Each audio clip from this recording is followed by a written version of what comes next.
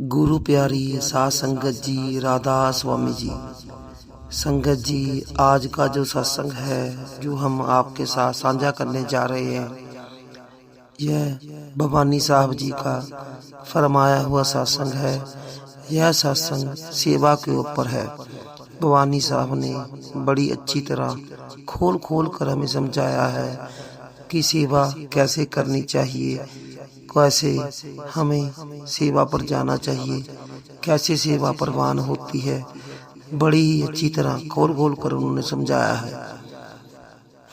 सो आइए बड़े प्यार से इस सत्संग को सुनते हैं और लाभ उठाते हैं जी। संगत जी, जिन्होंने अभी तक हमारे चैनल को सब्सक्राइब नहीं किया है वो जरूर कर लें, क्योंकि हम ऐसे ही बेशकीमती सत्संग और साखियां लेकर आते रहते हैं।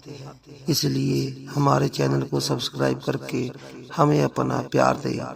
आइए अब बड़े प्यार से इस सत्संग को सुनते हैं और लाभ उठाते हैं जी।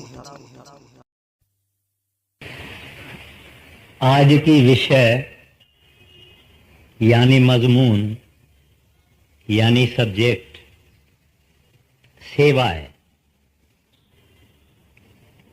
सेवा का क्या मतलब है? उर्दू में उसको खिदमत कहते हैं, अंग्रेजी में सर्विस कहते हैं,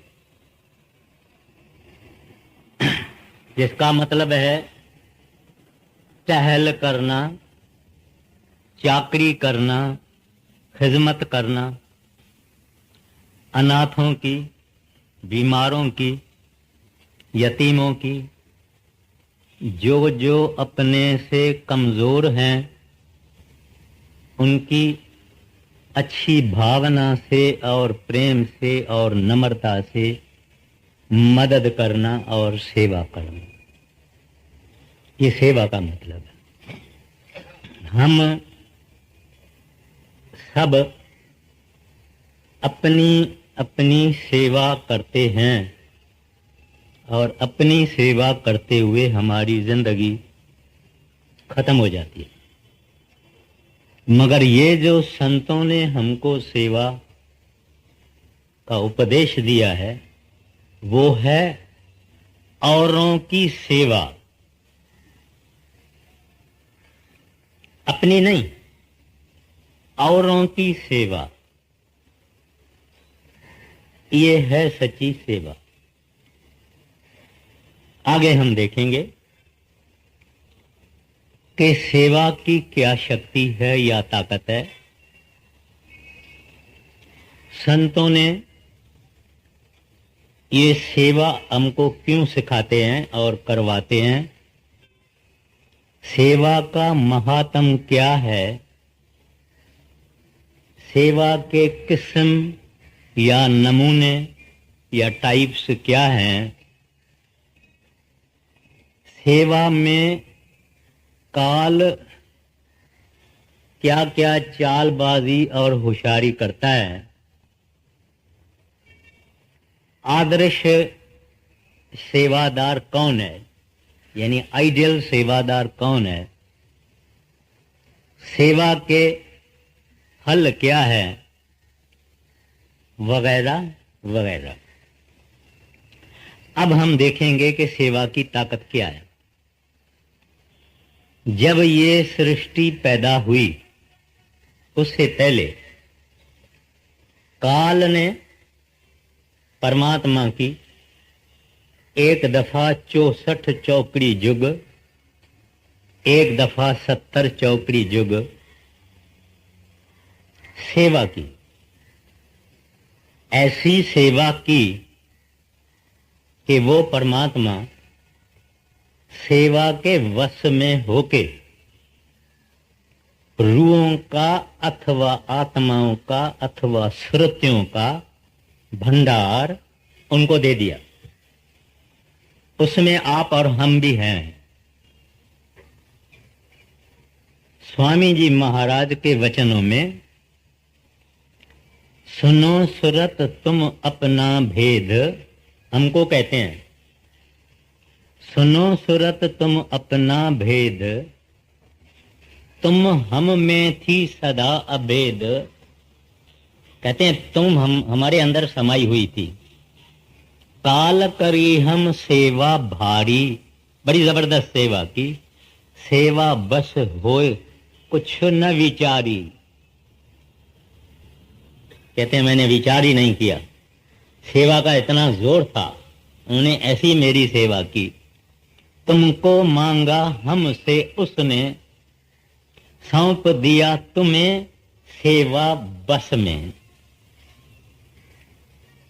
सेवा की ताकत कितनी है। विलायत की मैं बात नहीं करता हूं, हिंदुस्तान की बात करता हूं, जहां पतिव्रता स्त्री अपने पति की सेवा करती है और ऐसी सेवा करती है कि पति सब कुछ उसके हवाले कर देता है। माना ये तिजोरी है, ये उसकी चाबियां हैं, ये है, ये है, ये है, ये है, सब दे देता है।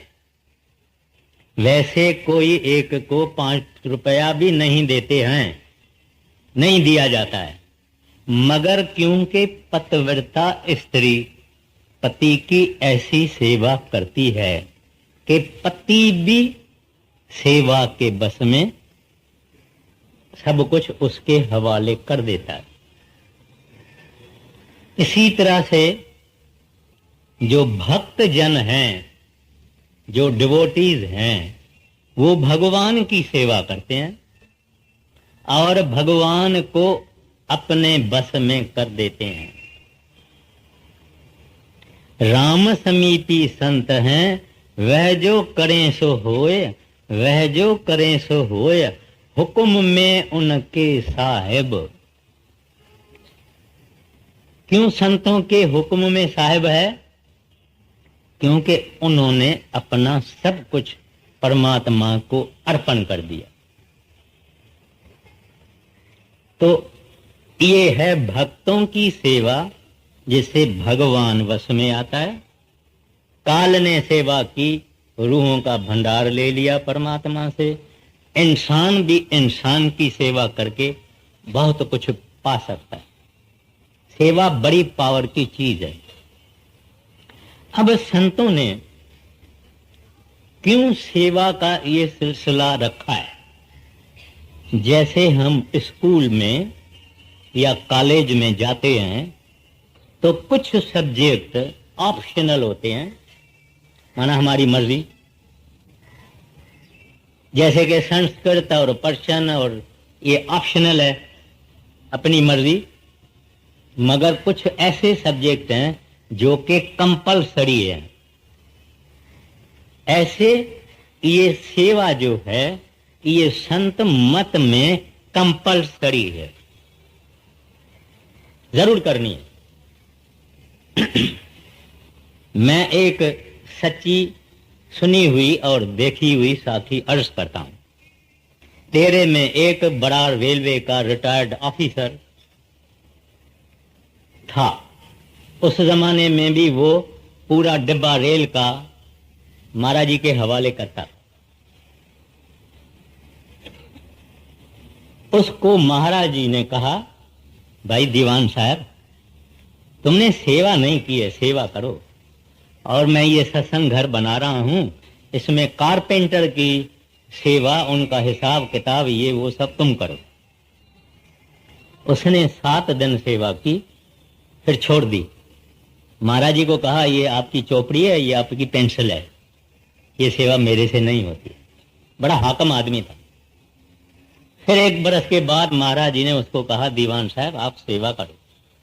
फिर वही सेवा महाराज जी ने थी और उन्होंने वापस कर दी। जब उसका चोला छोड़ने का वक्त हुआ तो मैं उसके घर जाता था। रोज बताता था मैं अभी यहां हूं, अब ये फुलवाड़ियां देख रहा हूं, अब ये हो रहा है, अब महाराज जी वहां ले गए, अब महाराज जी वहां हो गए। फिर बोले कि एक जगह मैं गया, महाराज जी हमारे साथ नहीं था, वहां बड़ा दरवाजा था, वो बंद था। बोले मैंने दरवाजे वालों को कहा कि भाई दरवाजा खोलो। उन्होंने कहा नहीं खुलेगा। बोले क्यों नहीं खुलेगा? बोले तुमने सेवा मुकम्मल नहीं की है।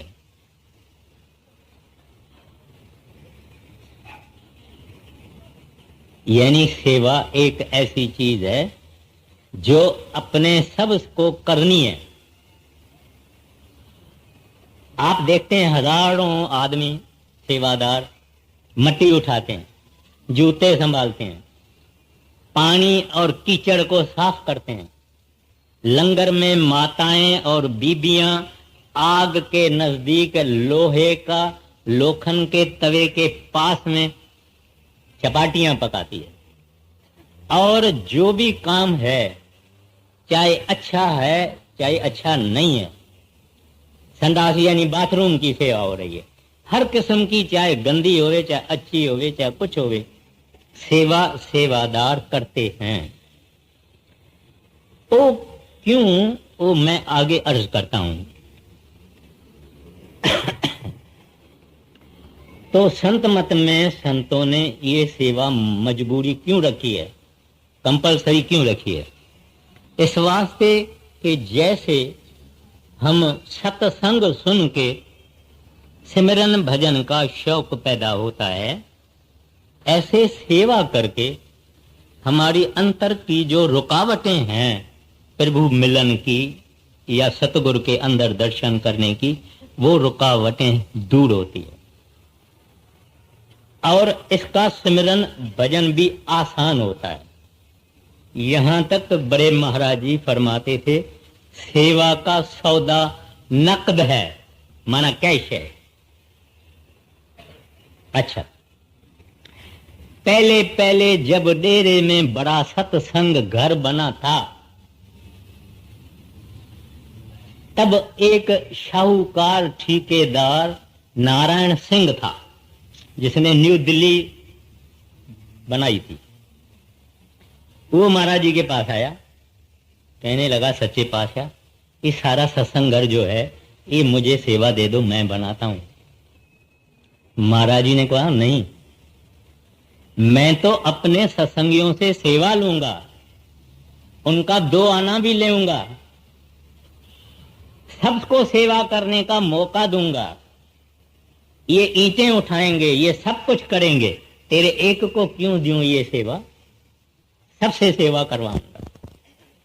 आप समझ सकते हैं कि उनका एक जरिया है अपनी हमारी रुकावटें और हमारे अंदर जो ऐब हैं और हमारे अंदर जो अवगुण हैं, उन अवगुणों से अपने को दूर रखना। श्री गुरु ग्रंथ साहब की वाणी कहती है, अब मैं महात्म अर्ज करता हूं, ग्रेटनेस ऑफ सेवा। जिन्नी सेविया तिन पाया मान। मान कहां पाया? वहां। कहते हैं वहां क्या गति होती है उन लोगों की जो इस संसार में सुबह से रात तक धंधा करके करके करके करके मर गए, उधर का कुछ नहीं बनाया, यहां चाहे कुछ भी बना के गए, उनको वहां तकलीफें होती है, इज्जत नहीं मिलती है।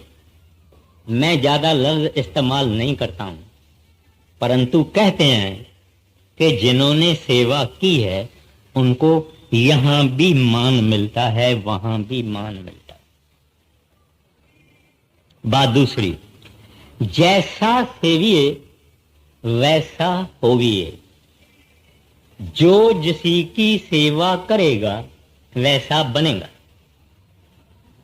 लोहा या लोखंड काला है, आग में डालने से लाल होता है। ऐसे सेवा जब की जाती है तब इंसान का रंग बदलता है, दुनिया का रंग हटता है, प्रभु का रंग, हरि का रंग, नाम का रंग, वाहगुरु का रंग चढ़ना शुरू हो जाता है। जो जिसको सेवेगा ऐसा ही बनेगा। बात दूसरी, हम संतों की सेवा करेंगे, आखिर में वो हमें अपने जैसा ही कर देगा। श्री गुरु ग्रंथ साहब की वाणी कहती है, बिन सेवा फल कबहू न पावस, सेवा करनी सारी। कहते हैं फल नहीं मिलेगा, करनी अगर आप समझते हैं कोई चीज है तो ये सेवा है। आप कहेंगे ये मिट्टी की सेवा, जूतों की सेवा, बाथरूम की सेवा, वो सेवा का भी आगे मैं अर्ज करूंगा, लेकिन सेवा करनी सारी बहुत ये आलीशान चीज है। मौलाना रूम साहब कहते हैं, हर के खिदमत करद जो आदमी सेवा करता है, हर के खिदमत करद उ मखदूम शुद्ध, एक दिन संसार उसकी सेवा करता है। जो सेवा करता है वो एक दिन ऐसा आएगा कि दुनिया उसकी सेवा करेगी। दो चार मैंने अर्ज किया तो कहते हैं ये सेवा बड़ी तकदीर से मिलती है। अगर हम लंगड़े हो, हाथ नहीं हो, बाह नहीं हो, हम क्या सेवा कर पाएंगे? अगर आंखें नहीं हो, हम क्या सेवा कर पाएंगे? तो जो सेवा मिलती है बड़े खुश नसीबी से मिलती है। दुनिया अपनी सेवा करती है, मगर ये सेवा जो अपने को मिलती है ये साहिब की सेवा है, ये साध संगत की सेवा है, अपनी नहीं। अपनी भूल जाना चाहिए, बड़ी तकदीर से मिलती है। और मैं एक बड़े महाराज जी का टाइम था, उनके पहले सेक्रेटरी जो थे, वो उसका मैं नाम भूल गया हूं, वो पहला सेक्रेटरी 18 बरस, लाला हरनारायण उसका नाम, वो गुजर गया। महाराज जी ने कुछ टाइम के बाद एक मिस्टर डे, एक बंगाली आया था बड़े महाराज जी के पास। उसको कहने लगा, महाराज जी ये आपकी जो सेवा ये सारी दुनिया करती है और सब कुछ, इसको क्या फल मिलेगा? महाराज जी ने कहा, लाला हरनारायण ने 16 बरस मेरी और संगत की सेवा की है, मैं उनको सीधा त्रिकुटी ले गया हूं, सीधा त्रिकुटी। सेवा का दर्जा, ये महाराज जी के अल्फाज हैं, सेवा का दर्जा भजन से कम नहीं है।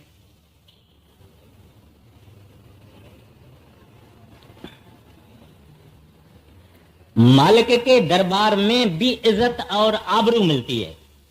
वहां के हंस कहते हैं, हंस माना लिबरेटेड सोल। मालिक के हंस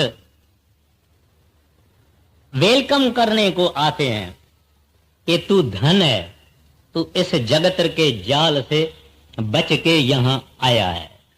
तो मालिक के दरबार में पत स्यूं जाएंदा, श्री गुरु ग्रंथ साहब की वाणी कहती है, पत स्यूं जाएंदा, कहते हैं वहां इसकी इज्जत होती है। अब सेवा कितने नमूने की सेवा है? एक तन की, एक धन की, एक मन की, एक सुरत शब्द की। तन की क्या सेवा है? जिस्मानी, यानी जो भी काम शरीर से हो, पांव से चलना, हाथ से करना, मिट्टी उठाना, जूते संभालना, बाथरूम करना, कीचड़ उठाना, कुछ भी जो हाथ पांव शरीर से बॉडली सेवा जो है उसका नाम है तन की सेवा। तन से साध संगत की भी सेवा होती है। ये बिछाई करते हैं, शामियाना लगाते हैं, ये सब हाथ पांव से होता है। संगत उसके नीचे बैठती है, उसके फिर प्रभु की बातें होती है, वाहगुरु की बातें होती है, हरि की बातें होती है। ये तन की सेवा का फल है और बहुत है, लेकिन अपने को 1 घंटे के अंदर समाप्त करना है। दूसरी है धन की सेवा। श्री गुरु ग्रंथ साहब ने और हिंदू शास्त्रों ने और मुसलमान फकीरों ने ऐसा फरमाया है कि तेरे को जो धन मिलता है उसका कुछ हिस्सा खैरात में देओ। खैरात का मतलब है चैरिटी में देओ, दान करो, तो तुम्हारा बाकी धन सुफल होएगा। बड़े महाराज जी जब नौकरी करते थे तब आते थे कि एक बाबा डेरे से बाहर, ये हाई जीटी रोड पर था मुसलमान, उसको कुछ न कुछ रुपए जो उनको मिलता था, कुछ न कुछ उनको रुपया देते थे। वो फिर फकीर गरीब घरों में उनके बच्चों को दे देता था। यानी इस तरह से मतलब ये है कि जो धन हमको मिला है उस धन का अगर हम दूसरों का भला करेंगे, उस धन से जो जरूरतमंद है, जिनको जरूरत है, जो बहुत गरीब हैं, उसमें हमारा धन सफल होएगा, दूसरे का भी कार्य होगा, कार्य होगा। और दान पुण्य वैसे बड़ी एक डेलिकेट सब्जेक्ट है। हम किसी को 100 रुपया दान दे देते हैं और वो जाके शराब लेके और पीता है, तो हमारे दान का क्या होगा। किसी को हम 100 रुपया देते हैं, वो जाके जुआ में बैठता है, तो हमारे दान का क्या होगा।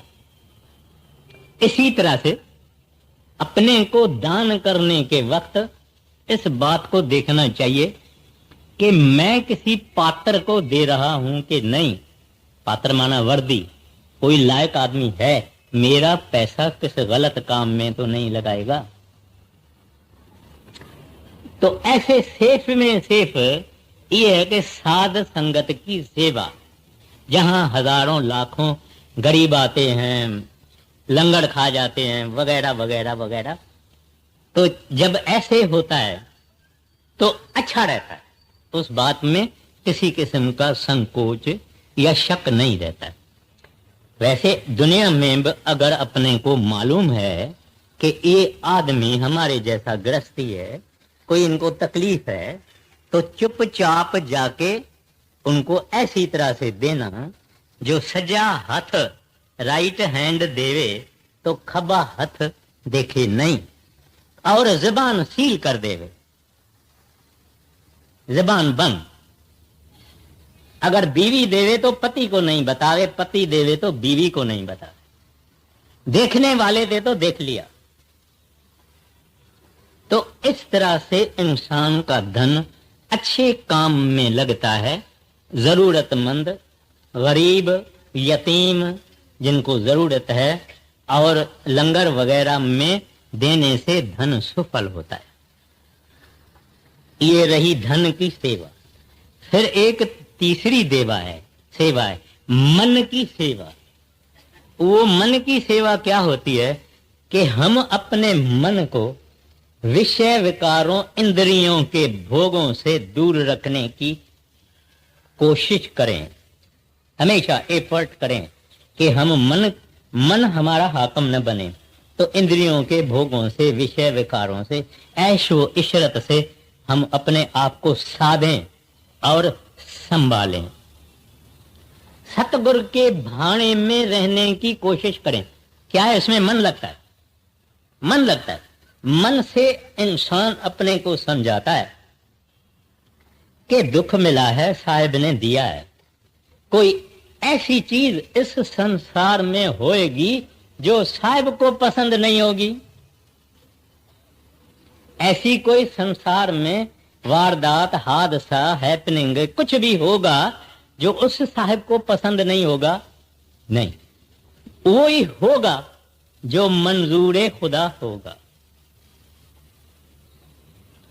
तो इस वास्ते वो आदमी अपने आप से रिकंसाइल करता है कि साहिब के हुक्म के बगैर ये काम नहीं हो सकता।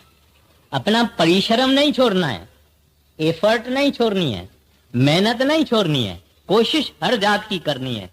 फल जो मिले मन को ये समझाना कि ये मेरा किया हुआ है, साहिब ने दिया हुआ है, मेरे को सब्र करके भोगना चाहिए।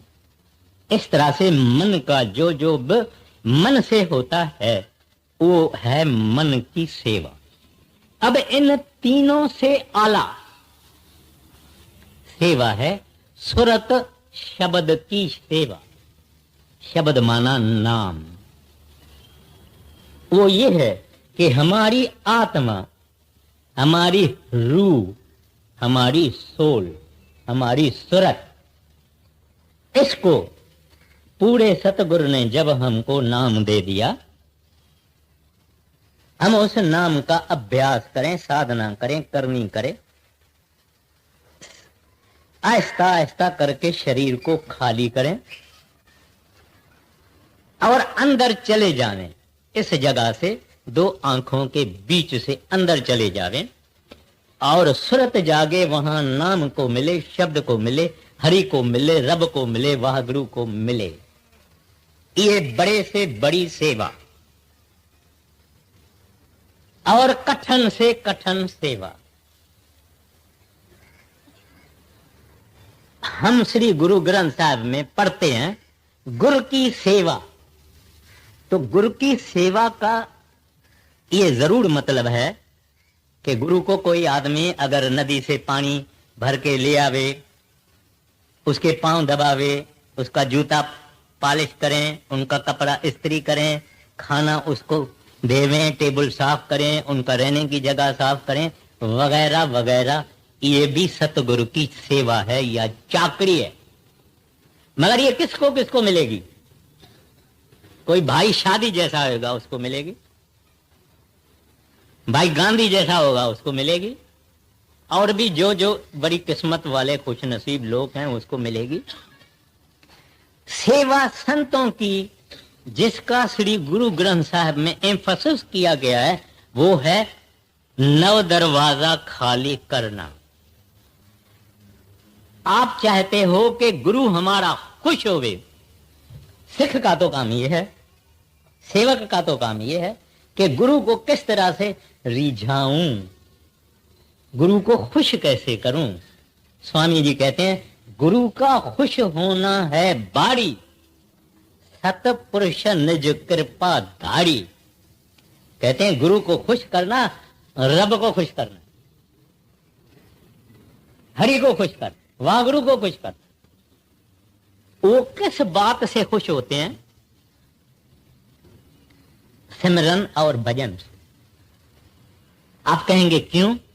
क्योंकि उन्होंने बड़ी जबरदस्त जिम्मेवारी ली है कि जिसको मैंने नाम दिया है उसको मैं सतलोक सचखंड मुकामे हक तक पहुंचा दूंगा।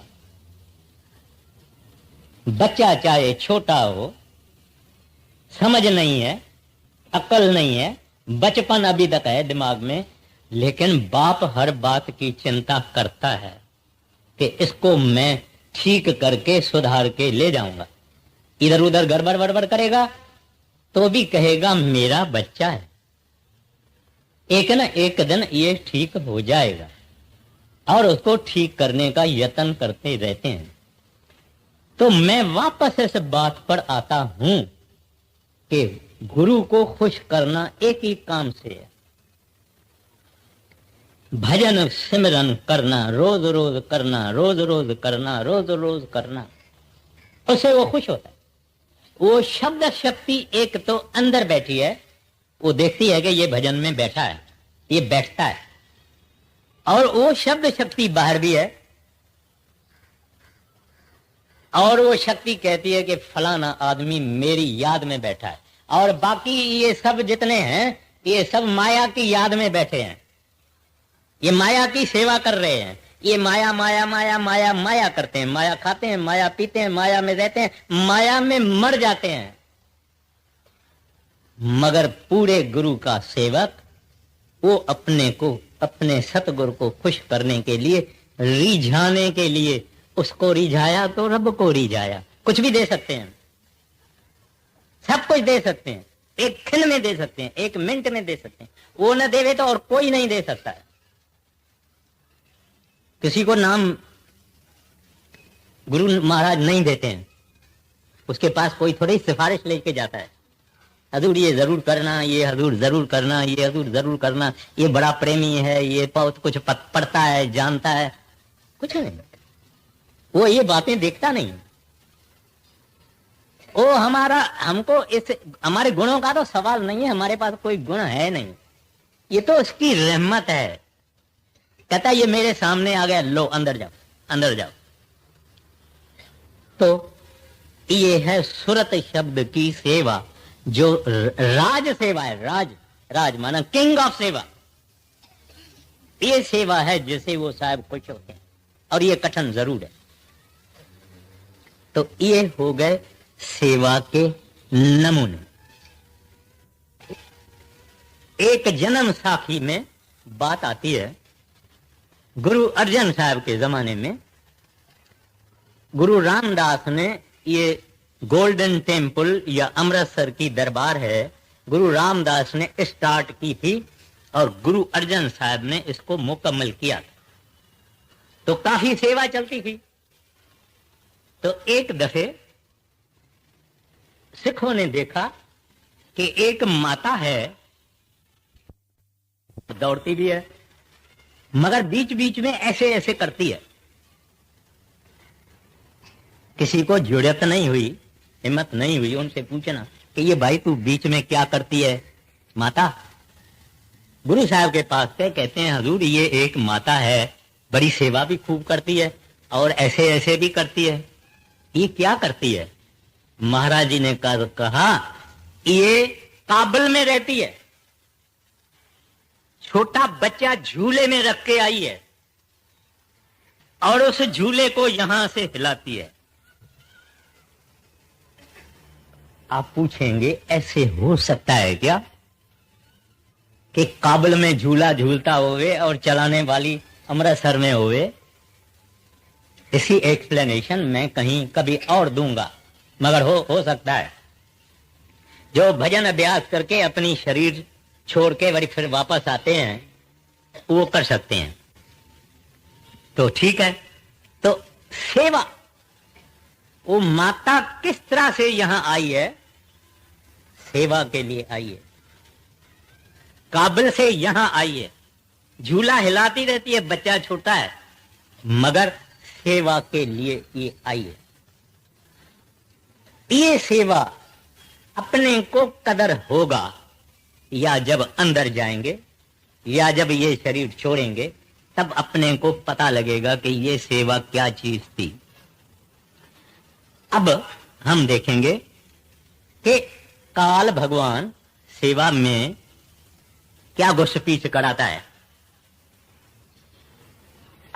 कई लोग या बहुत थोड़े लोग होगा, वो किसी स्वार्थ से सत्संगी बने हैं और फिर सेवा भी करते हैं।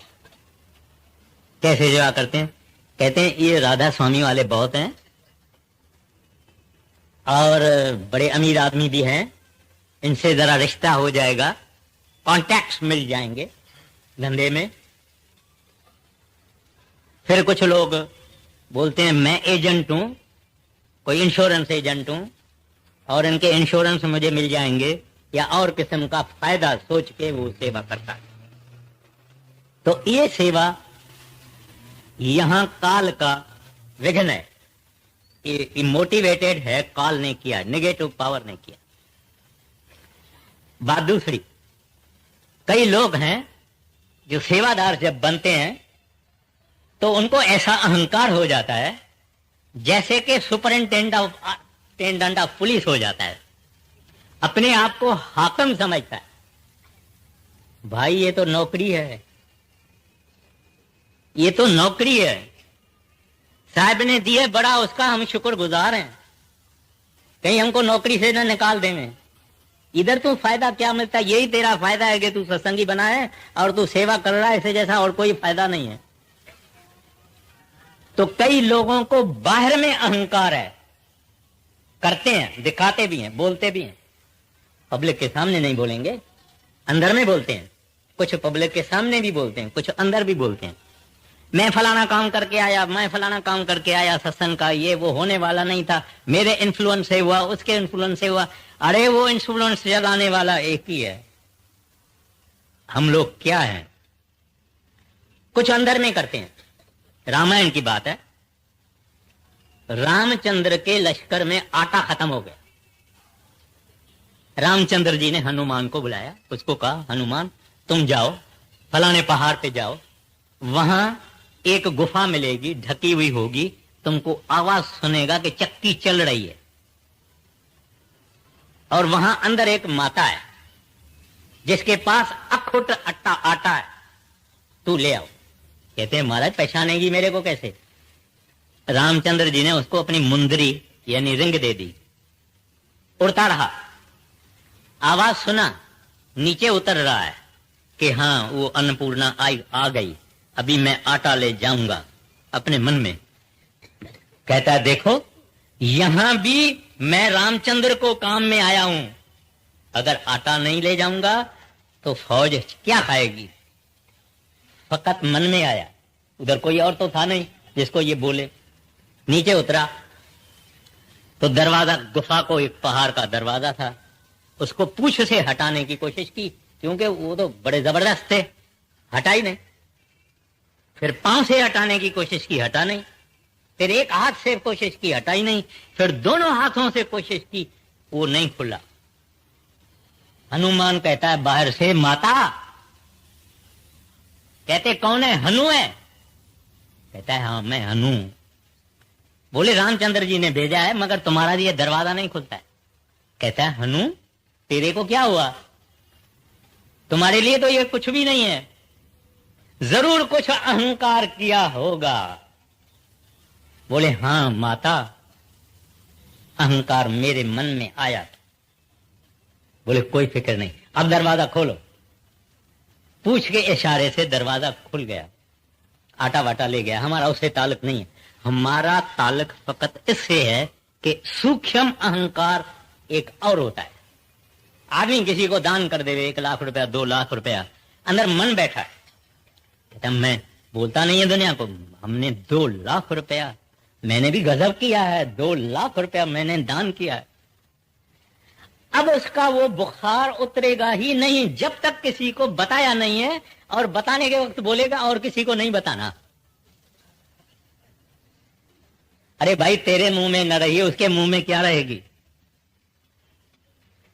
परंतु ये सच है, सच है ये कि हमारे अंदर अगर मुंह से नहीं कहते तो अंदर में भी ये अहंकार हमारे पास रहता है।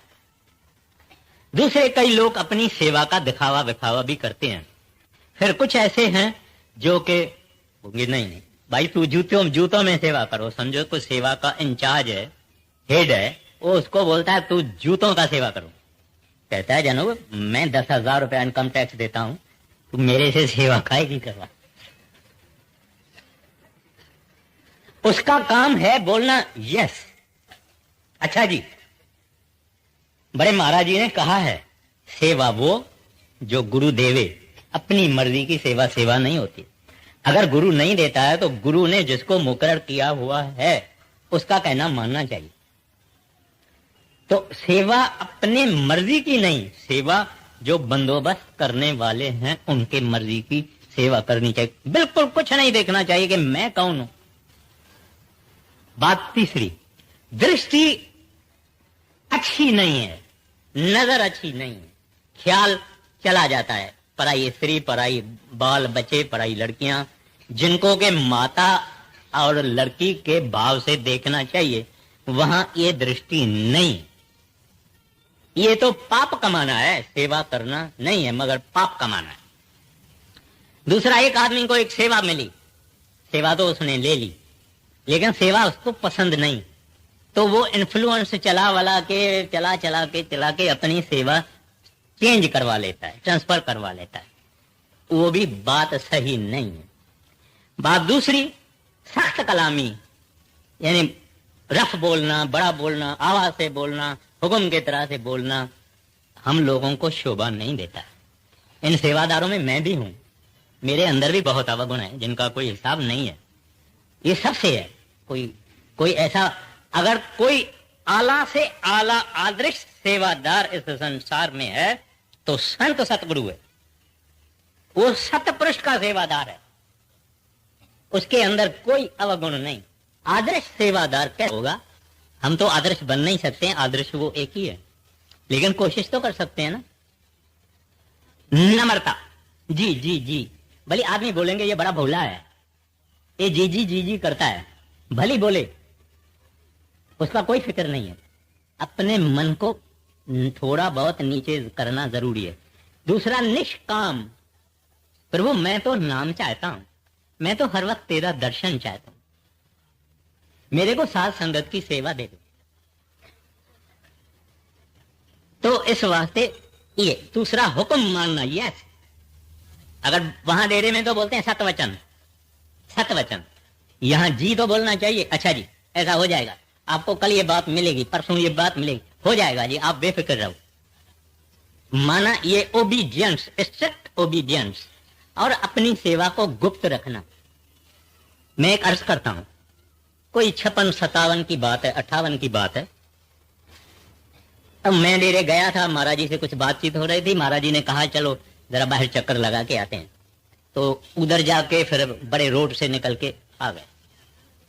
वहां एक सत्संगी था, और मैं खुशी से कहता हूं बॉम्बे का सत्संगी था। वो वहां टट्टियों का संडास उठा उठा के साफ कर रहा था, वहां चूना और दवाई लगा रहा था। महाराज जी ने मेरे को कहा, और खुद ही महाराज जी ने मेरे को कहा सेवा इसका नाम है, और ये नॉन डिमांडिंग टाइप है। ये भी कहा, बोलता ये मेरे से कभी कुछ मांगता नहीं है, कुछ नहीं मांगता।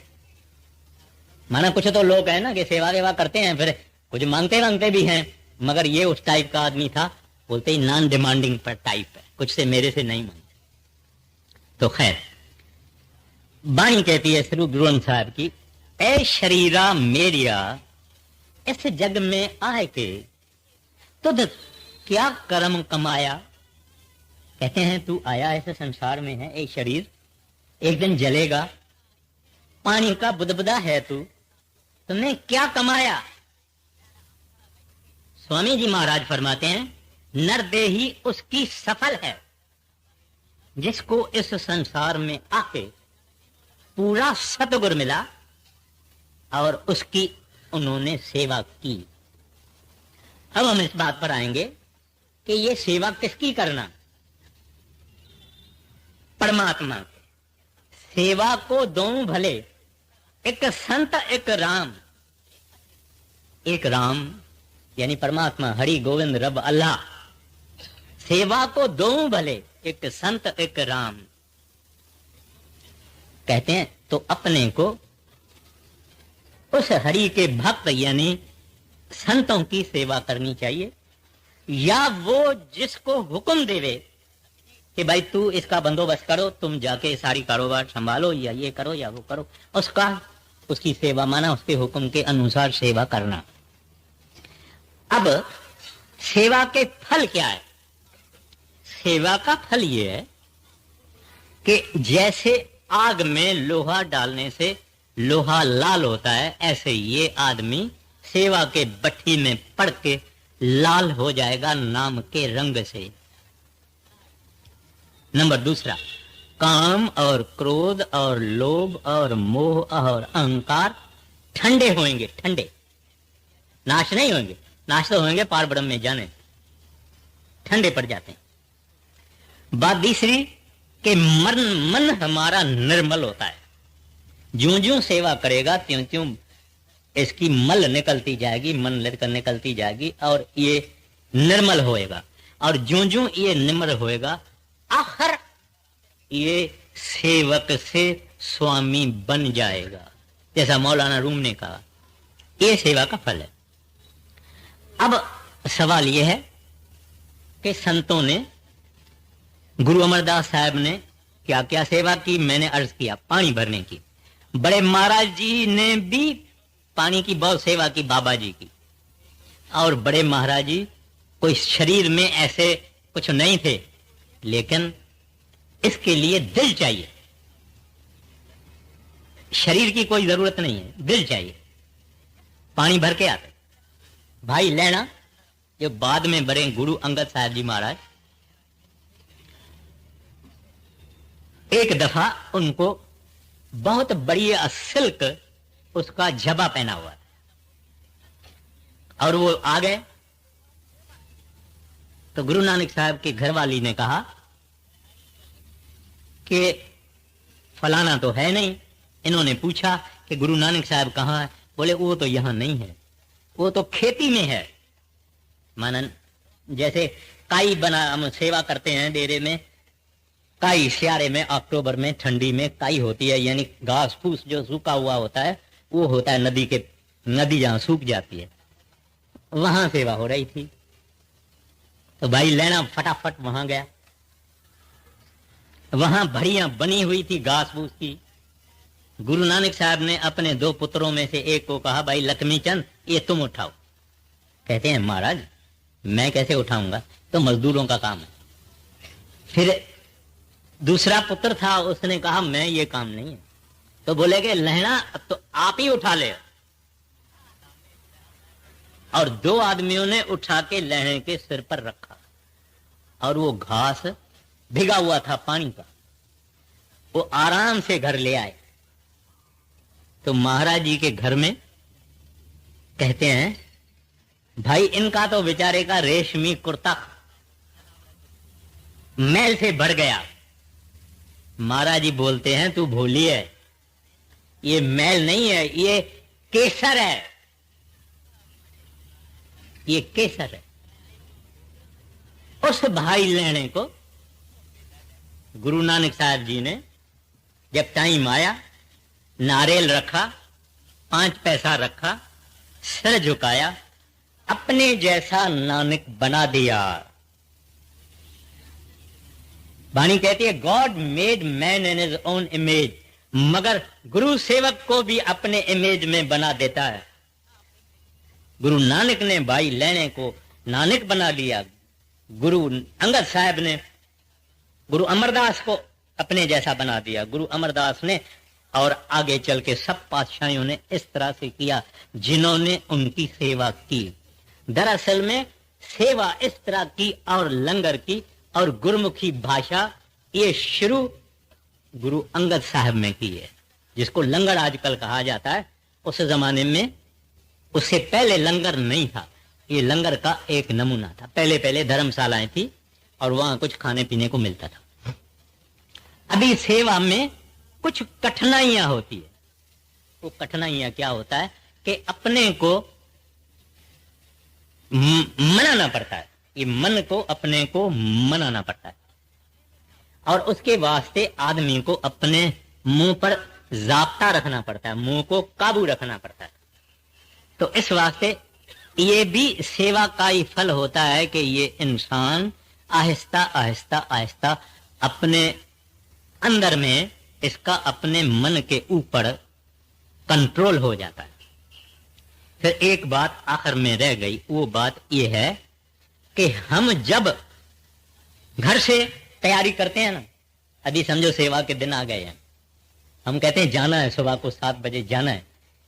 जब इसने 7 बजे जाना है का विचार किया, जुत्ती पहनी, कुर्ता या खमीज पहनी या ट्राउजर पहना या कुछ भी पहना और चला, उस वक्त से लेखे में इसका नाम लिखा जाता है। उस वक्त जब ये सोच के उठ के और कपड़ा पहनने की तैयारी करता है कि मैं जाके सेवा करूंगा, यानी आप विचारो कि ये मेहरबानी सब संतों की। गुरु गोविंद सिंह साहब 10वीं पातशाही के जमाने की बात है, औरंगजेब का जमाना था, और औरंगजेब के पास एक हिंदू भाई नंदलाल गोया अरबी फारसी का बड़ा माहिर था और उसके डॉटर्स को, लड़कियों को सिखाता था। एक दफा औरंगजेब ने कुरान मुकद्दस में एक कपलेट देखी और अपने आलमों को बुलाया, बोला इसकी माना बताओ, इसकी तशरीह बताओ, इसका इंटरप्रिटेशन बताओ। अपनी अपनी सबने माना की। नंदलाल गोया को बुलाया गया, नंदलाल ने भी उसकी माना की और औरंगजेब को वो माना बहुत पसंद आई। नंदलाल तो चला गया, अपने दरबार वालों को कहता है ऐसा आदमी मुसलमान ही होना चाहिए। माना औरंगजेब की नियत खराब हो गई कि ये आदमी जो कुरान मुकद्दस की आयत को इस तरह से माना निकालता है, ये आदमी हिंदू नहीं रहना चाहिए। तो औरंगजेब का एक पुत्र था, मेरा ख्याल है शुजा उसका नाम था।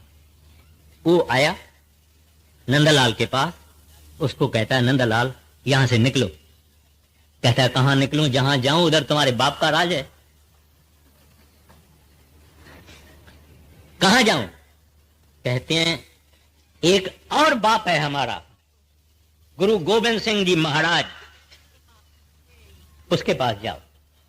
घोड़ी का बंदोबस्त मैं करता हूं, सबका बंदोबस्त करता हूं, दरवाजा खुला मिलेगा, रात को जागो और निकलो। और वो आ गया गुरु गोविंद सिंह के पास, बाहर खड़ा है, नौकर को बोलता है अंदर जाके बोलो कि भाई नंदलाल आया है। गुरु साहब बोलते हैं वो कौन होता है? वो आदमी बाहर आया, कहता है भाई आप कौन होते हैं? कहता है कि मैं औरंगजेब का फलाना फलाना आलम फाजल हूं और मैं उसको छोड़ के आया हूं। महाराज जी ने कहा ले आओ इसको अंदर, और दूसरे सेवादार को कहा, उसको बोला भाई आप अपनी परिचय दो।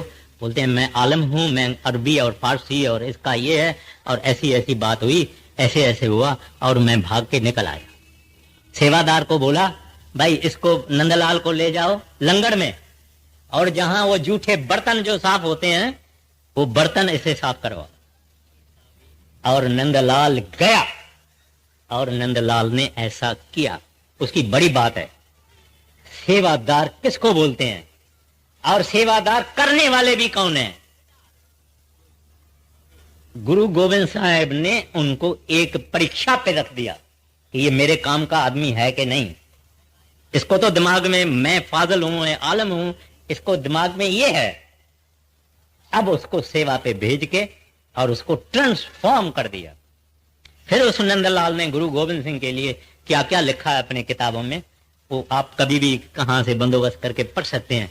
लेकिन ये संत हैं, ये अपनी सेवा के भट्टी में कईयों को, बड़े बड़े तकबर वालों को डाल के निमाना, दीन, निहठा, हलीम, हम्बल बना के तैयार करके वाहगुरु के तक पहुंचा देते हैं। तो ये मेरा टाइम खत्म हुआ। मैं ये अर्ज करता हूं, आपको भी करता हूं, अपने को भी कहता हूं, ये प्रैक्टिकल चीजें हैं, ये अप्लाइड साइंस है अपना संत मत। दुनिया के किताब या और भी किताब जितने बड़े पुस्तक वगैरह जो हैं, ये इल्म देते हैं, नॉलेज देते हैं, विद्या देते हैं, ज्ञान देते हैं। संत मत आदमी को कुछ बना देता है, आलम नहीं, हम्बल से हम्बल से हम्बल। पांचवी पातशाही गुरु अर्जन साहब कहते हैं मैं अपने सतगुरु की सेवा हाथों से नहीं, आंखों से करना चाहता हूं। और ये मेरे जो बाल हैं, चाहे दाढ़ी के चाहे इसके, इससे मैं इसके घर की सफाई करना चाहता हूं। हर वक्त इन नैनों से उनका दर्शन करना चाहता हूं। आप बताइए, ऐसी हस्तियां भगवान के पास नहीं ले जाएगी तो कहां ले जाएगी? इन्होंने सेवा करके क्या बोलते हैं, अपनी दाढ़ी से मैं उनके घर की सफाई करूंगा, पांव को साफ करूंगा। हमारे लिए ये नमूने हैं, ये मिसाल है, ये एग्जाम्पल है। तो कुछ विचार करना चाहिए कि आज का क्या हुआ, सत्संग में क्या हुआ, गुरु साहिबान की शिक्षा क्या है, गुरु साहिबान का उपदेश क्या है, और जितनी कोशिश हो सके इतनी कोशिश करके उनके नक्शे कदम में चलना। जैसे जैसे वो आगे बढ़े हैं, हम भी पीछे कम अज कम कोशिश तो करें, सफलता उनके हाथ में है। राधा स्वामी।